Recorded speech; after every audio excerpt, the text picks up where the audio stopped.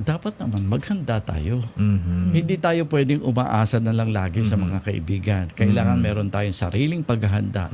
Kung paano ang gagawin natin sakalit i-invade tayo ng China. Kailangan magkaroon tayo ng mandatory military service at least during this period. Iminumungkahi ng dating kalihim ng Department of National Defense at ngayoy kumakandidato sa pagkasenador na si Norberto Gonzales ang pagpapatupad ng compulsory military service sa bansa upang magsilbing paghahanda sa oras na magkaroon umano ng gyera.